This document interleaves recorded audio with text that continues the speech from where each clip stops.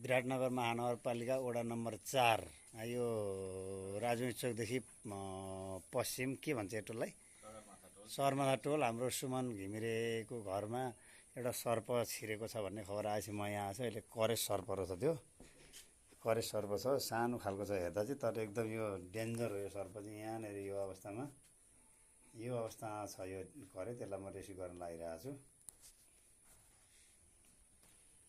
त्यसैबाट है अरे करेन्ट भाग्न चाहिँ भाग्दैन क्या, बट्टा यहाँ छ है।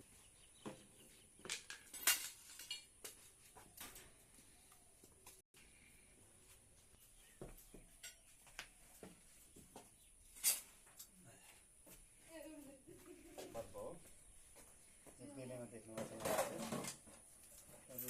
कस्तो भने एकदम